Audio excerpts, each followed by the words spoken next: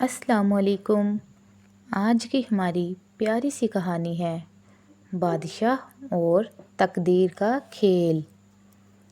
بہت پرانے زمانے کی بات ہے۔ ایک سرسبز و شاداب سلطنت تھی جس کا نام شہر استان تھا۔ یہ سلطنت اپنی خوشحالی، امن اور انصاف کے سبب مشہور تھی۔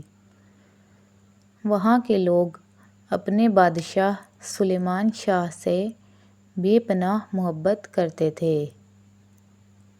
وہ انصاف پسند، نیک دل اور نرم گو بادشاہ تھا۔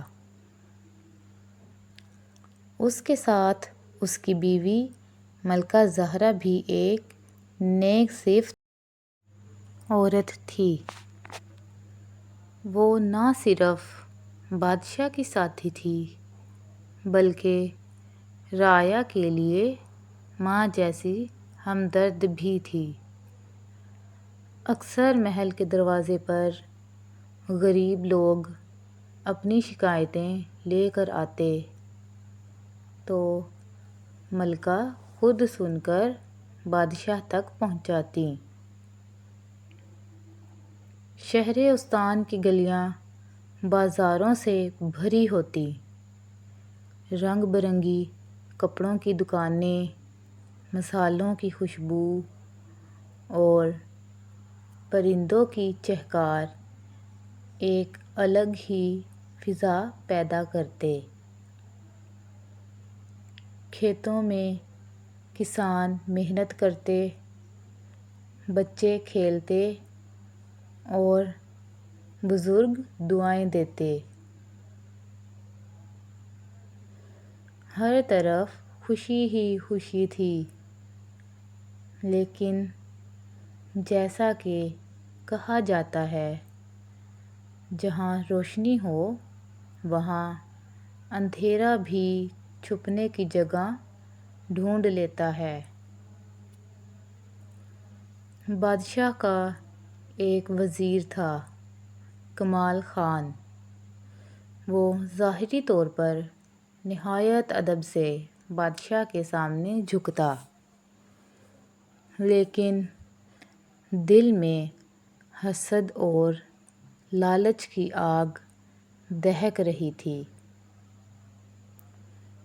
وہ سوچتا، میں برسوں سے وزیر ہوں، مگر تخت ہمیشہ بادشاہ کا ہی ہے۔ اگر یہ تخت مجھے مل جائے تو میں دنیا کا سب سے بڑا حکمران بن جاؤں۔ یہی سوچ اس کے دل کو کالا کرتی گئی۔ اس نے دربار کے چند خود غرض لوگوں کو اپنے ساتھ ملا لیا۔ ایک دن اس نے اپنے حامیوں سے کہا، ہمیں کوئی ایسا راستہ ڈھونڈنا ہوگا کہ بادشاہ کی رعایا میں عزت کم ہو جائے، لوگ اس کے انصاف پر شک کریں۔ جب اس پر سے اعتماد ٹوٹ جائے گا تو تخت پر بیٹھنے کا موقع میرا ہوگا۔ یہ سن کر سب نے ایک منصوبہ بنایا۔ انہوں نے سلطنت کے چند غریب کسانوں پر الزام لگایا کہ وہ بغاوت کرنے والے ہیں اور بادشاہت کو ختم کرنا چاہتے ہیں۔ کسان حیران اور پریشان تھے۔ وہ تو دن رات کھیتوں میں محنت کرتے تھے، کبھی بغاوت کا سوچ بھی نہیں سکتے تھے۔ ایک صبح دربار لگا، شاہی حال میں سنہری ستون، جھلملاتے فانوس اور قالین بچھے تھے۔ وزیر کمال خان آگے بڑھا اور بادشاہ کے سامنے جھک کر کہا، جہاں پناہ، ہمیں پتہ چلا ہے کہ کچھ کسان سلطنت کے خلاف سازش کر رہے ہیں، یہ بغاوت کرنا چاہتے ہیں۔ ثبوت ہمارے پاس موجود ہیں۔ یہ سن کر سارا دربار چونک گیا۔ کسانوں کو ہتھکڑیاں لگا کر پیش کیا گیا۔ وہ کانپتے ہوئے بولے، حضور، یہ سب جھوٹ ہے، ہم نے کبھی ایسا سوچا بھی نہیں، ہم تو آپ کے وفادار ہیں۔ وزیر نے جعلی گواہ اور کاغذات پیش کیے۔ بظاہر سب کچھ سچ لگ رہا تھا۔ یہ بادشاہ کے لیے سب سے بڑا امتحان تھا۔ اگر وہ کسانوں کو سزا دیتا تو معصوم مارے جاتے، اور اگر چھوڑ دیتا تو وزیر سازش کو بڑھا دیتا۔ بادشاہ نے کہا، میں فیصلہ ابھی نہیں کروں گا، میں خود حقیقت جاننا چاہتا ہوں۔ یہ سن کر وزیر اندر ہی اندر گھبرا گیا، مگر چہرے پر خاموشی رکھی۔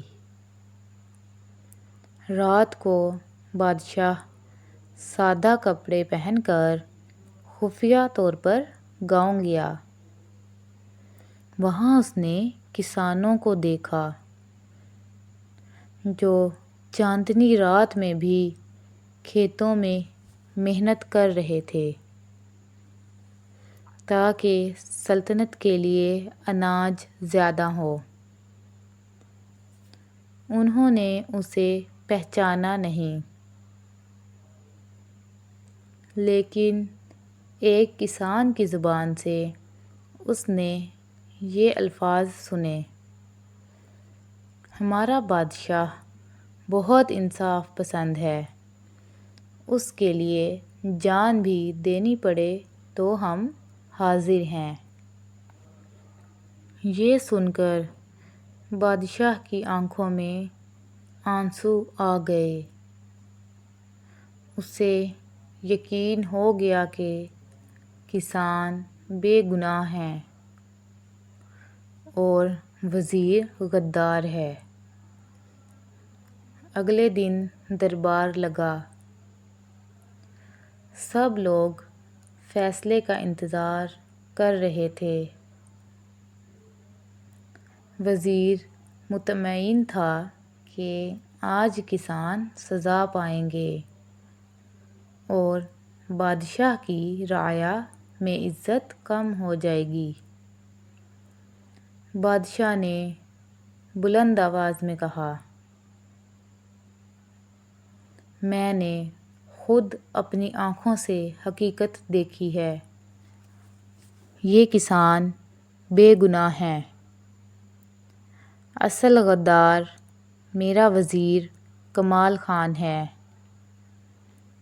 جس نے جھوٹے الزام لگا کر رعایا کو بدنام کیا۔ یہ سنتے ہی سارا دربار گونج اٹھا۔ فوج آگے بڑھی اور کمال خان کو گرفتار کر لیا۔ بادشاہ نے کسانوں کو گلے لگایا اور کہا، جب تک میں زندہ ہوں کوئی بے گناہ میرے دربار میں ظلم کا شکار نہیں ہوگا۔ رعایا نے خوشی سے نعرے لگائے، بادشاہ سلیمان شاہ زندہ باد، انصاف زندہ باد۔ کمال خان کو قید کر دیا گیا۔ وہ تخت کا خواب دیکھتے دیکھتے عبرت کی مثال بن گیا۔ باقی درباریوں کو سبق ملا کہ جھوٹ اور لالچ کا انجام ہمیشہ ذلت ہے۔ اس واقعے کے بعد شہرستان کی سلطنت مزید خوشحال ہو گئی۔ رعایا کو یقین ہو گیا کہ ان کا بادشاہ حقیقی معنوں میں عدل و انصاف کا نگہبان ہے۔ بادشاہ کا نام تاریخ میں ہمیشہ کے لیے زندہ ہو گیا، اور لوگ نسل در نسل یہ کہانی سناتے رہے کہ جس سلطنت میں انصاف زندہ ہو وہاں کبھی اندھیرا چھا نہیں سکتا۔ تو پیارے دوستو، اس کہانی کا پیغام یہ ہے کہ انصاف سب سے بڑی طاقت ہے۔ جھوٹ اور لالچ کا انجام ہمیشہ تباہی ہی ہے، اور نیکی کا بدلہ ضرور ملتا ہے۔ شکریہ۔